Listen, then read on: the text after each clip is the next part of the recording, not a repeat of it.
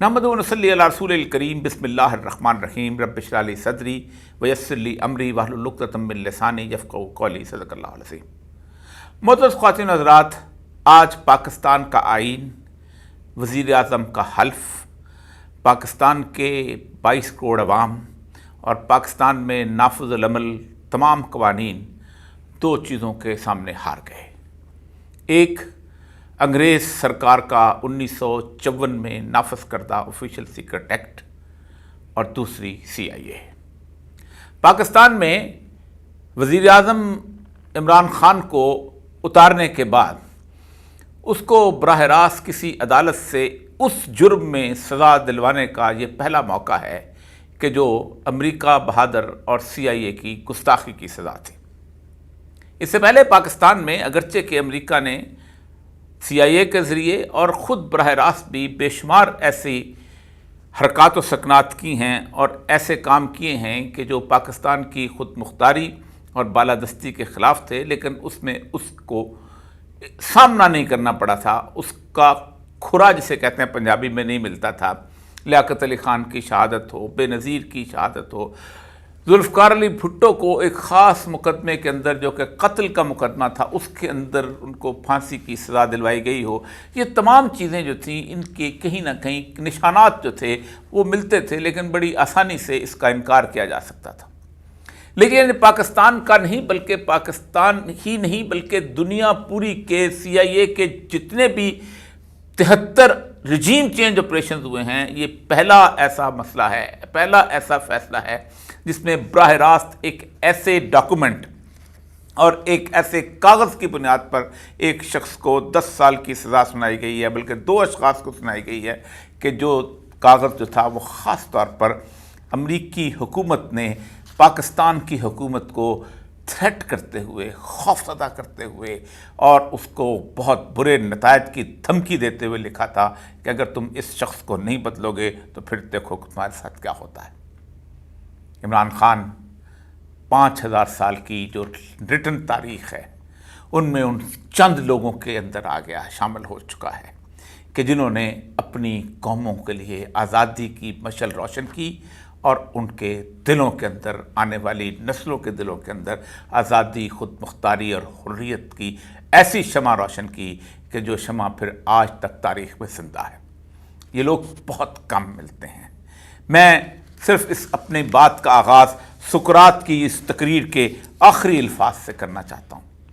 सुकरात को जब मौत की सज़ा सुना दी गई तो उसने खड़े हुए एक लंबी तकरीर की जिसे अपॉलॉजी के नाम पे अफलातून ने अपनी किताब के अंदर दर्ज किया। उसके आखिरी अल्फाज हैं, अब मैं उन लोगों के मुतल्लिक़ पेशगोई करना चाहता हूँ जिन्होंने मेरे ख़िलाफ़ राय दी है कि क्योंकि अब मेरी मौत का वक्त आन पहुँचा है। यकीन जानो कि मेरी मौत के बाद तुम्हें सख्त सज़ा मिलने वाली है। तुम ये ख्याल करते हो कि मुझे सज़ाए मौत देने के बाद तुम अपनी अपनी ज़िंदगी का हिसाब देने से बरी हो जाओगे, लेकिन मैं कहता हूँ तुम्हारे लिए बिल्कुल बरक्स नतीजा होगा। बहुत से ख़ास ऐसे होंगे जो तुमसे हिसाब तलब करेंगे, और ये वो हैं जिन्हें मैंने देख लिया है मगर तुम उन्हें नहीं देख पाओगे। वो बहुत तुंद मिजाज होंगे क्योंकि वो जवान होंगे और तुम उनसे बहुत नाराज़ होगे। जवानों को मेरी आहे सहर दे, फिर इन शाही बच्चों को बाल पर दे। खुदाया आरज़ू मेरी यही है, मेरा नूर बसीरत आम कर दे। वो जो इकबाल ने जवानों को पीरों का उस्ताद करने का ख्वाब देखा था, आज उस ख्वाब की ताबीर इस वक्त पूरे पाकिस्तान में आपको नज़र आ रही है। इमरान ख़ान को सज़ा देने वाले उसको सज़ा देने से भी खौफज़दा थे। वही लम्हा है कि जो उस वक़्त लातमीर और रेड्डे को सज़ा देने वाले कहते कि तुम तो मुझे से ज़्यादा खौफज़दा लग रहे थे। उनकी ख्वाहिशात में था कि इस शख्स को फांसी की सज़ा दे दी जाए, लेकिन उन्हें इस बात का मुकम्मल अंदाज़ा था कि उसके बाद जो इस मुल्क के अंदर सूरत हाल बर्पा हो सकती है, उस सूरत हाल को कंट्रोल करने के लिए उनके पास शायद इतनी अफरादी क़ुव्वत मौजूद न हो। जुल्फ़िकार अली भुट्टो को जिस वक्त सज़ा दी गई थी, उस वक़्त भुट्टो के मुखालिफ एक बहुत बड़ा तबका मौजूद था, बल्कि वो तमाम 9 की 9 पार्टियाँ जो थीं वो अपने वज़रा समेत ज़िया उल हक़ की कैबिनेट के अंदर मौजूद थीं। लेकिन यहाँ तो आपको چن کے بھی کوئی بندہ شاید ایسا نہ ملے کہ جس کو آپ عمران خان کے مخالف کسی جگہ کھڑا کرنا چاہیں تو اپنے پاؤں زمین پر ٹکا سکیں۔ یہ سائفر عمران خان کی فتح ہے۔ میں ایک دفعہ پھر، چونکہ جذباتی صورتحال سے زیادہ میں سمجھتا ہوں کہ میں ایک پورے کے پورے اس 2-2.5 سال کے عرصے میں صرف اس سائفر کے حوالے سے گفتگو کروں تاکہ آپ کو اندازہ ہو کہ یہ پاکستان کے اندر CIA اور امریکہ کا جو پلان تھا اس پلان کی ناکامی ہے کہ جو اس وقت عمران خان کو سزا دینے کے بعد عوام کی صورتحال پیش آ رہی ہے۔ CIA کا یہ 73واں رجیم چینج آپریشن تھا۔ CIA کا پہلا آپریشن 19 اگست 1953 کو ایران میں ہوا تھا، جب ایک عوام کے ووٹ سے منتخب شخص جو تھا مصدق، محمد مصدق جو تھا، وہ وزیر اعظم کے طور پر برسر اقتدار آیا تھا اور اس نے تیل کی کمپنیز کو نیشنلائز کر لیا تھا۔ اور پھر اس کے بعد ویسے ہی ہوا تھا جیسے پاکستان کے اندر ہوا کہ رجیم چینج کے لیے ایک شاندار قسم کا لیگل طریقہ اختیار کیا جائے، اور انہوں نے مختلف قسم کے اصفہان سے لے کے کرمان کے لوگوں کو، ان کے MNAs اور MPs کو خریدنا شروع کیا، اور پھر اس کے خلاف ایک نو کانفیڈنس موو آ گیا اور بیچارہ مصدق جو تھا حکومت سے اتر گیا۔ رضا شاہ پہلوی جس کو انہوں نے جلا وطن کر دیا گیا تھا اس کو واپس لایا گیا۔ دوسرا اہم ترین رجیم چینج کا آپریشن، اگرچہ کہ اس کے بیچ میں 2-3 اور ہیں لیکن چونکہ یہ بہت اہم تھا، وہ کانگو کا تھا۔ کانگو کے اندر چونکہ وہ بیلجیم کی کالونی تھی لیکن اس کے اندر بے شمار معدنیات تھیں، اور اس میں ایک شخص جو تھا وہ پیٹرس لممبا جو ہے وہ برسر اقتدار آ گیا تھا۔ یہ اتنا مقبول شخص تھا اور اتنا لوگوں کے دلوں میں دھڑکتا تھا دل کہ اس کے بارے میں وہ خوفزدہ ہو گئے تھے کہ کیا ہو جائے گا اس کے لیے اگر یہ ہمارے خلاف ہو گیا۔ اس شخص نے ویسا ہی کیا تھا جیسا عمران خان نے پیوٹن سے ملاقات کی تھی عین اس وقت کہ جس وقت یوکرین کی جنگ ہونے والی تھی۔ پیٹرس لممبا روس میں جا کے ملا تھا اس وقت کے صدر سے، اور پھر امریکہ نے ویسے ہی لوگوں کو خریدا تھا، اور بے شمار لوگ مل جاتے ہیں پاکستان میں جیسے مل گئے ویسے وہاں بھی مل گئے تھے، لیکن ہوا یہ تھا کہ اس کو نو کانفیڈنس موو سے ہٹا تو دیا گیا لیکن اس کی اتنی پاپولیرٹی تھی کہ وہ سڑکوں پہ نکل آئے لوگ، اور پھر اس کو ایک دن اغوا کیا گیا اور 50 لوگوں کی اتنی بڑی تعداد تھی جنہوں نے لممبا کو گولیوں سے بھون دیا تھا اور اس کے پورے جسم کو یوں کر دیا تھا جیسے چھلنی ہوتی ہے۔ اس کو دفن نہیں کیا جا رہا تھا، اس کی لاش نہیں دکھائی جا رہی تھی، 15 سال تک خون ریزی میں ڈوبا رہا تھا وہ کانگو، اور آج بھی شاید کوئی داستانیں پڑھنا چاہے تو ان کو اندازہ ہو سکتا تھا۔ اتنا چھوٹا سا ملک تھا اور اتنی بڑی طاقتیں وہاں کنٹرول نہیں کر سکتی تھیں۔ 25 کروڑ تو بہت بڑی چیز ہوتی ہے۔ لممبا کے بعد آخری آپریشن عمران خان سے پہلے یوکرین میں کیا گیا تھا۔ یوکرین میں ایک روسی نژاد اور ایک روس کی سپورٹ سے آنے والا شخص تھا پیٹرو پوروشینکو۔ اس شخص کے خلاف بھی انہوں نے ویسے ہی حرکتیں استعمال کیے۔ پہلے ویسے ہی مولانا فضل الرحمان کی طرح ایک دھرنا چلا، وہ دھرنا کئی دن وہاں بیٹھا، وہاں پر لوگوں نے کہا کہ ہم اس کو نکال کے نکلیں گے، یہ الیکشنز ٹھیک نہیں ہوئے، اور انہوں نے وہاں اس خرید و فروخت کا بازار گرم کیا اور ان کو اتار کے پھر اپنا آج کل جو ان کا ایک ڈرامائی قسم کا شخص جو ہے اس کو انہوں نے یوکرین کا صدر بنایا، اور جس نے پھر نیٹو کے اندر شامل ہونے کی پوری کوشش کی اور روس نے حملہ کر دیا اور روس کو وہاں پر انگیج کر لیا گیا۔ اس کے بعد اگلا جو شکار تھا وہ عمران خان تھا، اور عمران خان اس لیے نہیں کیونکہ ناپ تول کے اس کے بارے میں کیا گیا تھا کہ عمران خان کی بے شمار ایسی باتیں ہیں کہ جو ان کے لیے ناقابل قبول تھیں، جن کی 2-3 باتوں کے بارے میں پہلے بھی آپ سے وضاحت کی کہ اس کا پہلا بڑا جرم تھا کہ جو اس نے ایران اور سعودی عرب کے درمیان صلح کرانے کی کوشش کی تھی، اور یہ تو ایک آبویس فیکٹ بن چکا ہوا ہے، حقیقت بن چکی ہے، دنیا کا ہر پریس اس کو بتاتا ہے۔ اس کے بارے میں عمران خان نے خود بتایا ہے کہ اس کو جب محمد بن سلمان سے ملاقات ہوئی تو اس محمد بن سلمان سے ملاقات کے وقت اس نے اس سے کہا کہ ہمارے لیے بڑا مسئلہ بن گیا ہے، ہمیں یمن سے بحرین سے، قطیف سے، خبر سے، شام میں باقی جگہ پہ ہمیں بہت اپنی انویسٹمنٹ کرنی پڑتی ہے ایران کی وجہ سے. تو عمران خان نے کہا کہ آپ اس کو صلح کیوں نہیں کر سکتے؟ تو اس نے کہا کہ آپ اس سے بات کریں اگر آپ کر سکتے ہیں. تو عمران خان جب گیا تو ایران پہلے سے تیار تھا، لیکن اس کے بعد محمد بن سلمان پہ دباؤ ڈالا گیا تو وہ بات نہ ہو سکی. لیکن اس جو آپس میں ملنے کا اثر تھا، جو اس کا رابطے کی صورتحال تھی، اس کو چین نے فائدہ اٹھا کے اس کا صلح کروائی، جس سے امریکہ آج تک عمران خان کو نہیں بھول سکا.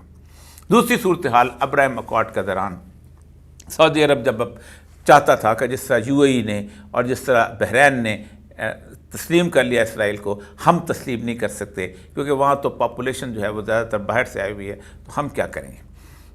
تو انہوں نے 4 لوگوں کی میٹنگ سی، جن میں عمران خان واحد شخص تھا، کیونکہ پاکستان کو کہا گیا کہ آپ تسلیم کریں گے تو ہم اپنے عوام سے کہیں گے اگر ایٹمی طاقت نہیں تسلیم کر لیا ہے تو ہماری کیا حیثیت ہے.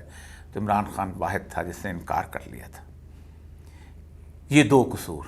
تیسرا اس کا قصور جو ہے اس کے بارے میں اب تو ڈاکومنٹ، یہ جو سائفر ہے، اس سائفر کے نکلنے سے پہلے سب سے پہلے رونلڈ لو جو ہے، اس کی 2 مارچ کو ایک میٹنگ ہوتی ہے اس کو کانگریس میں. On 2nd March, just 2 days before the meeting, Lou had been questioned at a Senate Foreign Relations Committee hearing over the neutrality of India, Sri Lanka and Pakistan. اس کو بلایا گیا، اس کو اور کہا گیا کہ انڈیا، سری لنکا اور پاکستان جو ہیں یہ انہوں نے غیر جانبداری کا کوئی ثبوت دیا، ہم لڑ رہے ہیں اور یہ عجیب و غریب سی بات ہے. اس نے وہاں پر کہا، لو sad the Prime Minister has recently visited Moscow and so I think we are trying to figure out how to engage specifically with the Prime Minister following that decision. اس کے اوپر وہ کہتا ہے کہ ہم نے ان کو کہا کہ میں جا کے سیکورٹی کونسل کو جا کے پوچھتا ہوں، ان کی نیشنل سیکورٹی کونسل کو، کہ یہ ہوا کیا ہے. تو اس نے کہا وان ہالن appeared to the indigent that officials from the State Department were not in communication with Khan about the issues. ہمیں کوئی بالکل نہیں پتا تھا فارن آفس والوں کو کہ عمران خان نے وہاں جا کے کیا بات کی ہے اور کیا چیز کی ہے. لیکن ان کو سب سے اہم ترین بات یہ تھی کہ انہوں نے کہا، ہم نے جب پوچھا نیشنل سیکورٹی کونسل سے جو کہ پاکستان کی فوج کے ساتھ رابطہ رکھتی ہے، تو اس نے جواب دیا it seems quite clear that is the prime ministers own policy. یعنی یہ عمران خان نے خود کیا ہے، پاکستان کی انتظامیہ، پاکستان کی اسٹیبلشمنٹ اس کے ساتھ نہیں تھی، بالکل مکر گئے اس معاملے کے اندر کہ جو ان کے، حالانکہ وہ خاص طور پہ اس کو یہاں سے بھیجا گیا تھا. فارن آفس میں سمری تیار ہوتی ہے، 1 سال پہلے میٹنگ تھی، اور میٹنگ جو تھی اس کے منٹس جو تھے اس وقت سے بننے شروع ہوئے تھے جبکہ بیجنگ میں اولمپکس ہوئے تھے. وہاں پر جو وزٹ ہوئی تھی وہاں پر یہ طے ہوا تھا کہ انہوں نے جانا ہے، پرائم منسٹر نے ملنا ہے وہاں جا کے عمران خان نے اس کے ساتھ، پیوٹن کے ساتھ، اور 1 سال پہلے طے ہوا تھا. اور لیکن یہاں سے کہا گیا کہ اس کی اپنی پالیسی تھی اس لیے وہ چلا گیا. لیکن جس کے بعد جو خوفناک فکرے ہیں، جو سائفر آپ کے ساتھ ابھی چل رہا ہے، یہ اس کو دیکھیے. کوئی یہ سائفر جو ہے یہ ہم نے تو چھپا کے رکھا ہوا تھا، لیکن اس سائفر کو پھر انٹرسیپٹ نے اس کو باقاعدہ لیک آؤٹ کیا، اور اس نے کہا کہ اس کے سورس جہاں سے مجھے ملے ہیں وہ خالصتاً پاکستان کی اسٹیبلشمنٹ کے سورس ہے، مجھے کسی پرائیویٹ آدمی نے نہیں دیے. رونلڈ لو نے کہا I think if the no confidence vote against the prime minister succeed all will be forgiven. اگر اس کے خلاف، جو پرائم منسٹر کے خلاف اگر یہ ووٹ آف نو کانفیڈنس جو ہے سکسیڈ کر گیا، اگر یہ ہٹ گیا آل، تو ہم آپ کو معافی دے دیں گے. کیا بات ہے. in Washington because the Russia visit is being looked at as a decision by the Prime Minister. Lou said according to the document, otherwise he continued I think it will be tough going ahead. یہ اگر ایسا ہوا تو اپنا یہ بہت مشکل بات ہوگی ہمارے لیے. Lou warned that if the situation wasn't resolved, اگر یہ مسئلہ حل نہ ہوا، Pakistan would be marginalized by its western allies. Marginalise کہتے ہیں وہی بات جو مشرف نے کہا تھا، ہم تمہیں پتھر کے زمانے میں پھینک دیں گے اگر تم نے ایسا کیا. یہ وہ صورتحال ہے جس کے اوپر پھر اس نے آگے اسی لیٹر کے اندر the relationship could go back to normal. I would argue that it has already created a dent in the relationship from its perspective. تو اس نے کہا، اس نے اسد مجید نے، کہ آلریڈی ڈینٹ تو پڑ گیا ہے، تو جیسے ہمارے فارن آفس کا. یہ ہے اصل کہانی. اس کہانی کے بعد عمران خان صاحب کو اتار دیا گیا. لیکن غصہ بہت سخت تھا. غصہ ایسا تھا کہ جس کا کوئی جواب نہیں بنتا. غصہ ایسا تھا کہ ہم اس شخص کو نکالتے ہیں، اس اگلے دن وہ پاکستان کے دلوں کی ایسی دھڑکن بنتا ہے کہ ہم اس کا تصور نہیں کر سکتے. امریکہ جس چیز سے کانپتا ہے وہ صرف ایک چیز ہے، اور وہ ہے کہ جس جگہ وہ جائے وہاں کی پبلک کو دبانے کے لیے وہ جس مشینری کو استعمال کرتا ہے وہ مشینری اس قابل نہیں ہوتی کہ پبلک کو دبا سکے.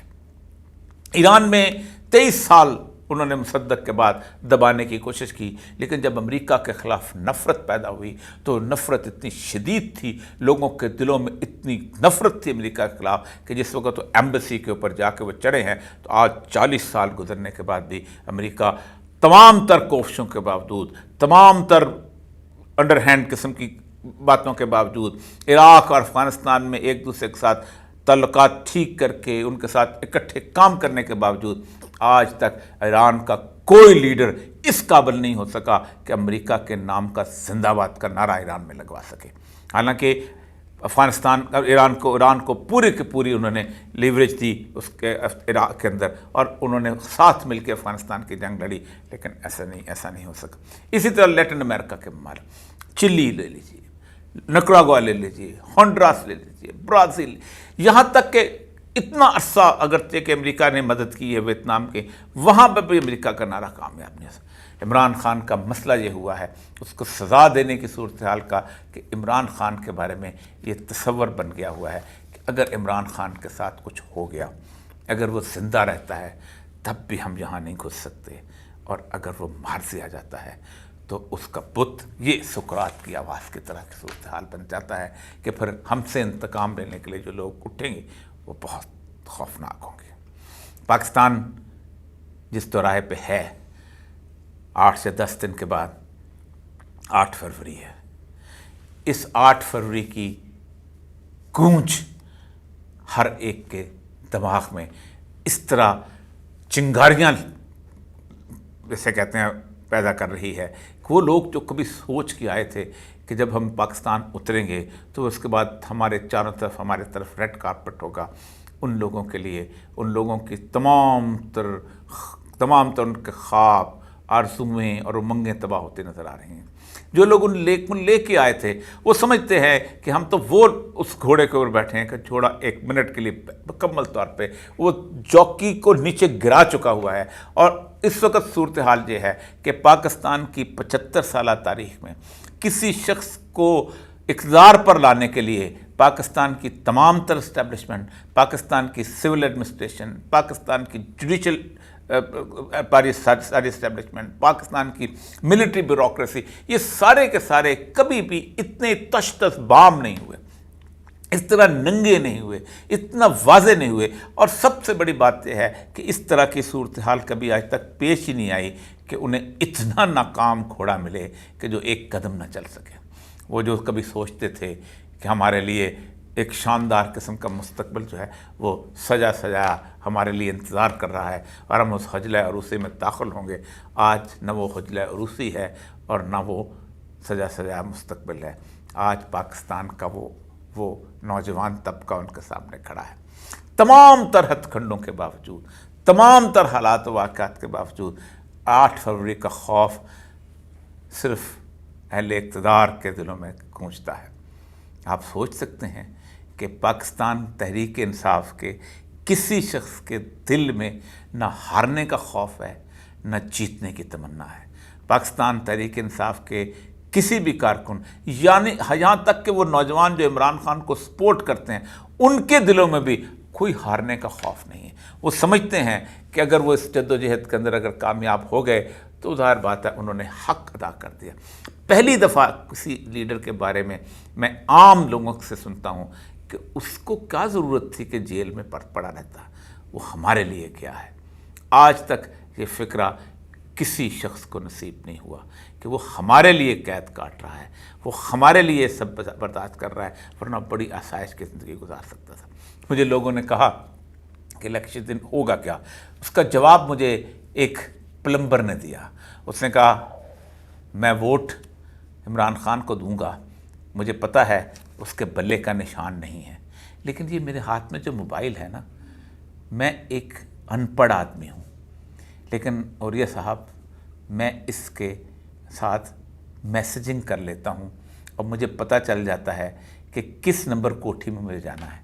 اگر مجھے نمبر کوٹھی، گلی اور مجھے اپنی ساری چیزوں کے نام یہاں لکھنے آ جاتے ہیں اور میں بغیر پڑھے لکھے میں یہاں تک آ گیا ہوں، تو مجھے اپنے علاقے میں چارپائی کا نشان یاد نہیں رہے گا، مجھے اپنے علاقے میں کے کا نشان یاد نہیں رہے گا.